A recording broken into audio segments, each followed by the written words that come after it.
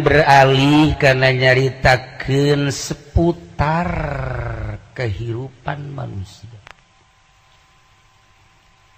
Lamun urang hirup kos urang baik kieu di alam jisim butuhna sakadar syariat, patalina ta'alukna jeung syariat, ngabebener cai, ngabebener wudu, ngabebener salat, ngabebener makharijul huruf lamun dina Al-Qur'an, ngabebener tentang zahir. Sakitu be lamun urang hirup sebeuh jeung ngalep cukup dina urusan jisim. Geus atuh obrolanana ge beda. Patali jeung jisim be obrolanana ge aji pudoli tah misalna tah hanya ngobrolna. Waduh, kamari mah dahar di restoran anu ngeunah. Ngeunah, masyaallah pasakanana.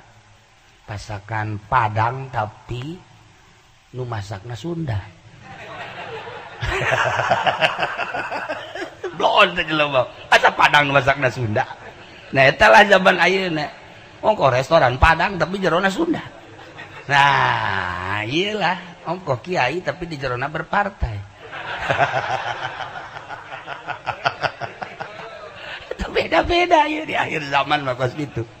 Nah, iyalah patalina jeung jasad urusanna dadahar. Urusan yang minum nyahonya motor restoran di Tangerang restoran nomor 1 sawah nomor 2 mana nomor 2 boh segala aya pangeran Padang segala teu kira-kira teh restoran pangeran guys.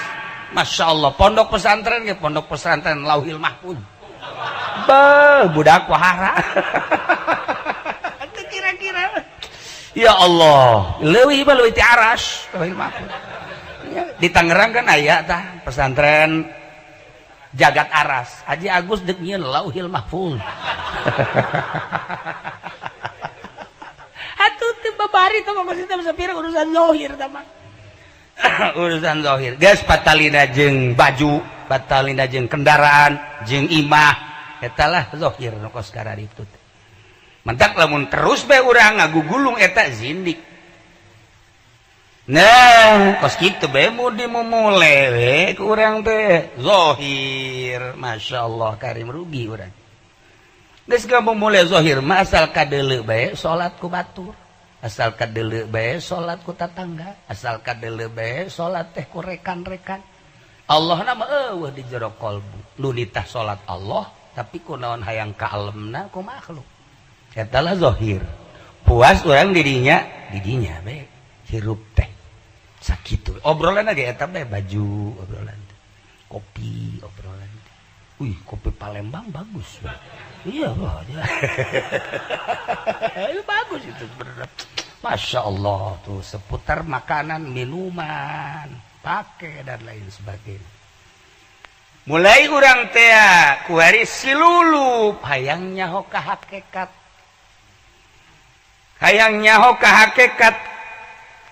nu matak hayang nyaho ka hakikat sebab aslina manusia mah lain ieu.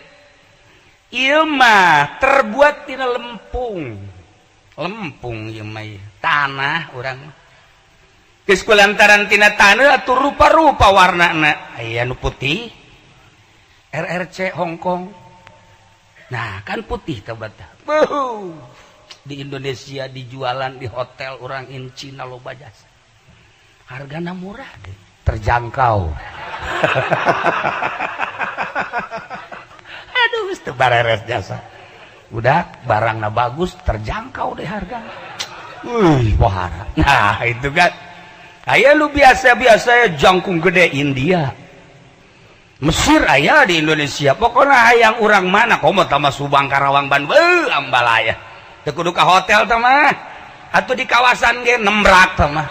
Ya Allah 5.000 hutang. Lalakon komo ieu di tahun baruan, boh budak. Masya Allah, eta nu ngaran Soptek Ambalaya. Nah, iya nu kos karari. Iya kan zahir, tama nu kos kitu mah zahir. Nah, hakikatna manusia mah ternyata ruh. Urang urusan zahir sakumaha tadi, dahar minum pakai kendaraan imah berkencang dan lain sebagainya. Encan nyaho ka hakikatna manusia meruh anu Allah nyaritakeun melalui Kangjeng Nabi wa nafakhtu fihi miruhi. Nah, kunaon atuh urang teu pernah ngurusan ruh. Jaruh ge sarua kudu dahar, ruh ge sarua kudu nginum, ruh ge boga aambean, ruh teh boga dedeulean, ruh teh boga ketenangan, ruh teh ngarasula. Nah, kunaon atuh urang teu pernah ngurusan ruh. Teu pernah ngurusan ruh, pungplapengple urang tah. Ruh teu pernah diurusan. Geus kulantaran teu pernah diurus ruh teh atuh ngaco. Urang hirup urang teh sakumaha nafsuna bae.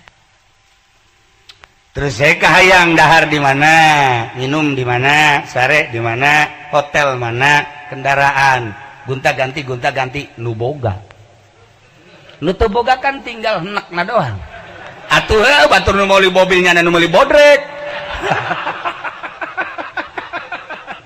Ieu kan teu beres ya urusannya. Nah, ruhna teh diurus, maka Tuan Syekh Abdul Qadir Al-Jailani kuddisa sirruh nyarankeun ka urang fayam bagi lil alim. Harus ka jelema nu kasipatan ku ilmu. Ayu hasila makna haqiqatil insan ngahasilkeun makna hakikat insan. Al musamma bitiflil ma'ani nu dingaranan ku tiflil ma'ani, ngaran istilah. Jadi atuh hasilkeun hakikat insan. Urang kan kuari mancan ngurusan ruh, encan datang ke hakikat insan. Nu mantap Tuan Syekh Abdul Qadir teh nyieun isyarah dina aurad fuyudot kitabna. Isyarah buaya, macan, singa, orai, kabeh di isyarah. Eta teh manusia. Sebab encan diurus ruhna. Engke da atuh ga bentukna teh meureun orai, buaya, singa, macan, ya minimal monyet lah.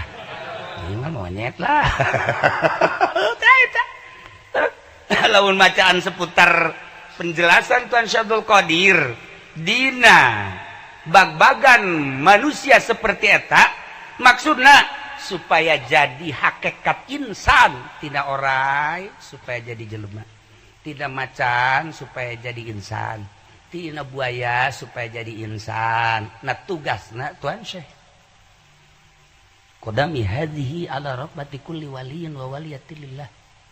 Dampal suku kaula teh aya luhureun seluruh wali lalaki jeung awewe. Sebab kukula diurus jelema teh, dijadikeun murid. Geus atuh pangkatna engke jadi wali. Pangkatna belah dia salik, pangkatna murid, pangkatna fakir. Nah, asal endek urang teh jadi jelema endek moal sih jadi jelema tinggal sakitu doang. Nah, lamun endek coba tinggalkeun tawarung berani tante.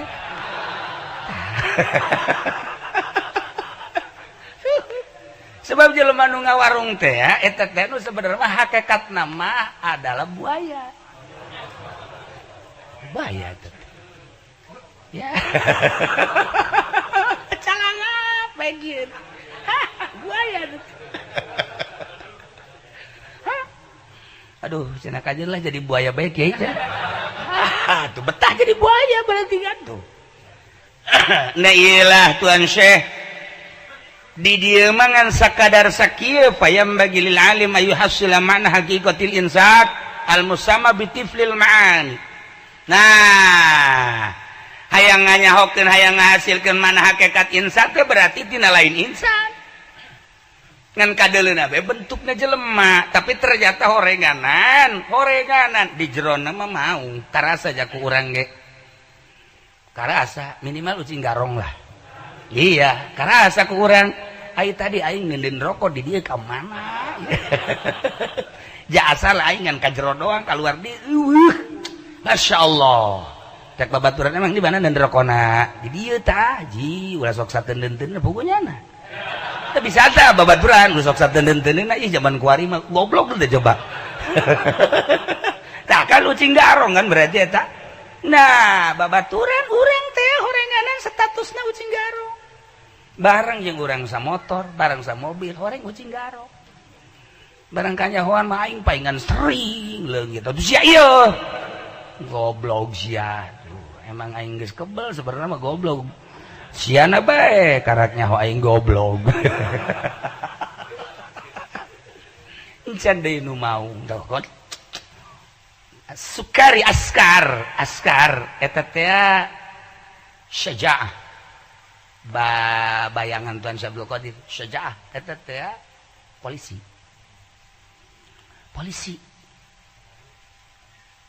syaratoh eta teh berkarakter mau nya nama deukna nikem bae boro-boro kanu salah nu teu salah ge deuk ditikem bae atuh pamajikan apa ya pamajikan ye nyana pamajikan awe boga salah ke polisi atuh sering ditikem unggal peuting ditikem ya Allah ya Rabbi datang ke anakan deui eta hasil tikemannya na eta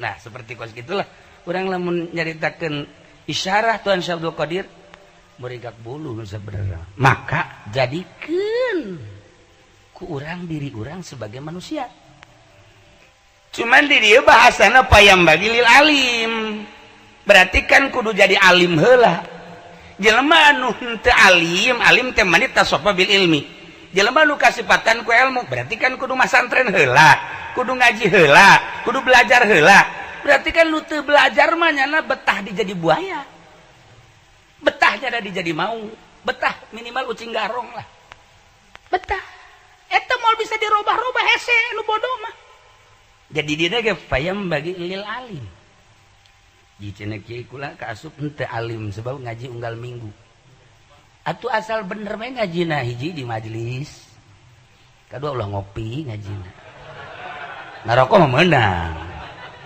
atuh ngarokok teu ngopi mah cenah teu sedep tuh Pak Kiai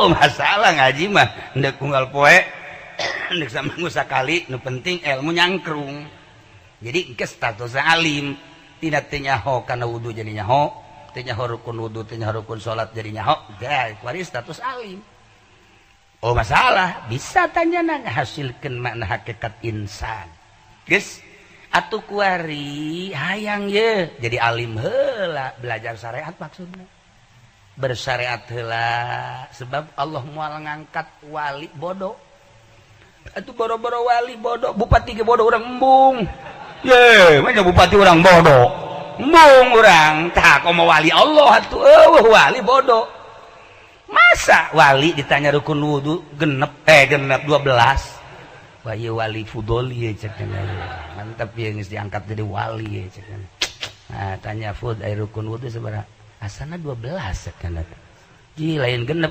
ya genep boleh sekan 7 boleh nu aslina 12 sekan teh isi kiai kumaha sih maksudna teu jelas cenah teu jelas nah ieu ulah datang kata goyur dina hukum teh ko meunang isuk henteu isuk deui meunang deui kan henteu deui ulah kitu tetep bae meunang haram alim heula geus dina syariat bae boga kayakinan engke dina sulukna nyana mulai kayakinan dikembangkeun syariat bae teu boga kayakinan kiai ari ngeridit sih meunang teu tergantung sih engke maksudna tergantung kebutuhan aya urang teu butuh teu ulah aya butuh mah teu naon dalilna ad-darurat tubihul mahdhurat sangeunana bae teh kiai ya secablakna sungut nah iya kan teu beres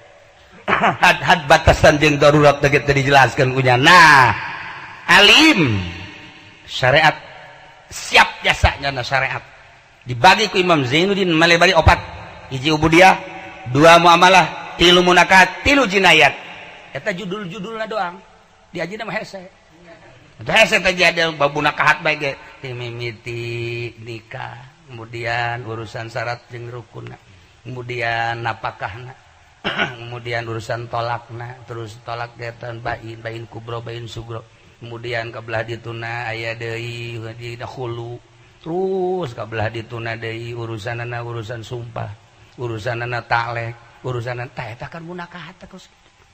Coba ayo gali tak ku urang teh besing ke urang dijadikeun wali aya nu nanya Kiai tolak tilu sih ieu bisa dirujuk deui teh bisa lah bisa teu naon cenah cak Kiai anu mah teu bisa ya aya nu bisa aya nu henteu ayo teu kira ieu Kiai jadi kumaha sih aja lamun aya Kiai nu ngahenteukeun lamun aya kiai nu ngan teu bisakeun masalah ngan kudu make muhalil. Coba deuleu barangna ka dieu kiai ge siap ku lagi jadi muhalil cek. Kiai tololnya hayang jadi muhalil atuh nyandung bae goblok. Teu cak Fudali kula bae sapenting mah jadi muhalil cek nanti. Susuganan akur bae. Tah ieu teu beres ye.